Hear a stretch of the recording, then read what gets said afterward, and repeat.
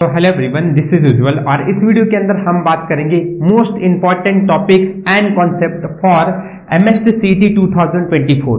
बहुत ही ध्यान से इस वीडियो को देखना। हम सिर्फ 10 टॉपिक्स के बारे में बात करेंगे और कैसे 30 मार्क्स तक की आपकी प्रिपरेशन हो जाती है फॉर एमएसटी सीईटी, वो हम देखेंगे। स्टार्ट करते हैं पहले अपने फर्स्ट चैप्टर रोटेशनल डायनामिक्स से। रोटेशनल डायनामिक्स का अगर वेटेज देखा जाए एमएसटी सीईटी 2024 में या अब तक के जितने भी साल में क्वेश्चंस देखे गए तो 4 क्वेश्चन हर साल पूछा जाता है। अब 4 क्वेश्चन में से सबसे ज्यादा कंसेप्ट जो रिपीट हो रहा है वो आता है आपके मोमेंट ऑफ इनर्शिया क्वेश्चन में। इस कंसेप्ट में मोमेंट ऑफ इनर्शिया से आपको किसी भी बॉडी का एमआई निकालने को बोला जाता है, रिंग का, रॉड का, हॉलो स्फीयर का, सॉलिड स्फीयर का और एक्सेट्रा किसी का भी। इसमें ध्यान से समझने वाली बात यह है कि इन सब की आपकी मोमेंट ऑफ इनर्शिया आपको सेंटर से पता होना चाहिए, एक एंड से पता होना चाहिए, मिड पॉइंट से पता होना चाहिए। अगर वो एक सर्कुलर स्पेरिकल बॉडी है तो उसका मोमेंट ऑफ इनर्शिया आप डायमीटर से याद रखना है, आपको टेंजेंट से याद रखना है। इस तरह से आपको हर एक की तरफ से इसका मोमेंट ऑफ इनर्शिया मालूम होना चाहिए और इसके ऊपर जो न्यूमेरिकल पूछा जाएगा उन सब की प्रिपरेशन भी आपकी होनी चाहिए। तो एक इंपॉर्टेंट कंसेप्ट है, 1 मार्क्स यहां से हर साल सवाल, 4 में से 1 सवाल तो यहीं से रहता है। तो अच्छी तरह से प्रिपेयर करना है इस पॉइंट को। अब इन सब ये इतने टॉपिक्स का जो है इन सब में इंपॉर्टेंट कंसेप्ट है, ये सब इंपॉर्टेंट कंसेप्ट में मैंने वीडियो बना के रखा हुआ है। एमएसटी सीईटी 2023 के बच्चों ने प्रिपरेशन किया है, उन्हीं कंसेप्ट्स पे मैंने सब वीडियो बना के रखा हुआ है। तो आप इस वीडियो के डिस्क्रिप्शन बॉक्स में जाकर उन सब कंसेप्ट्स की वीडियो देख सकते हो।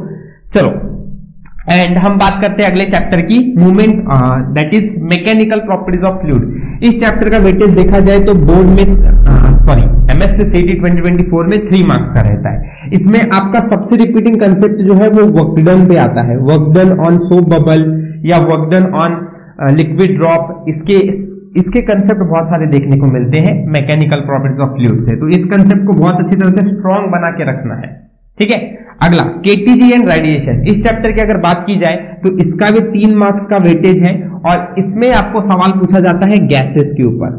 गैसेस मतलब mono atomic gases, di atomic gases, poly atomic gases. इन सब के गैसेस की मतलब गामा की वैल्यू कितनी होती है ये आपको याद में रखना है। इन सब पे सवाल रहते ही हैं। आपको इसके ऊपर के न्यूमेरिकल सॉल्व करने आने चाहिए कि सीपी माइनस सीवी गामा होता है, इन सब कंसेप्ट से रिलेटेड, ठीक है।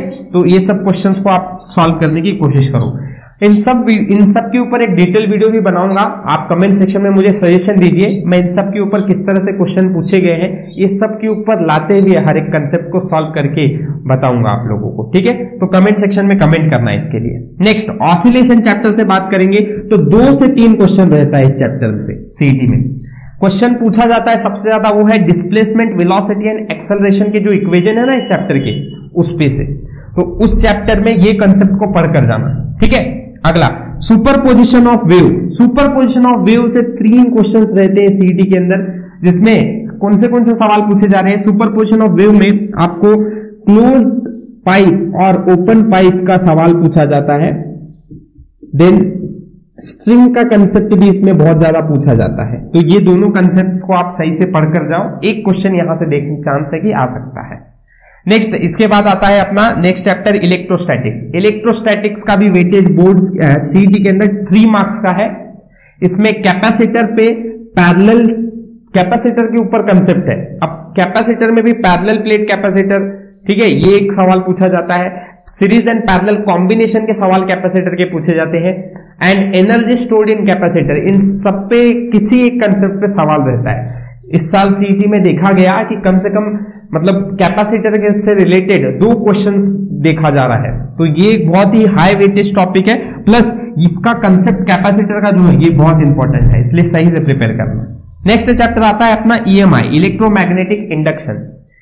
इस चैप्टर का वेटेज अपने बोर्ड्स में फिर से सीईटी में बोला जाए तो 3 मार्क्स का है, जिसमें transformer, self inductance and mutual inductance इसका सवाल आपको पूछा जाता है, ठीक है। इसलिए इसका प्रिपरेशन करना भी बहुत इंपॉर्टेंट है और खासकर ट्रांसफार्मर के कंसेप्ट बहुत ज्यादा पूछे जाते हैं, उनको सही से प्रिपेयर करना है।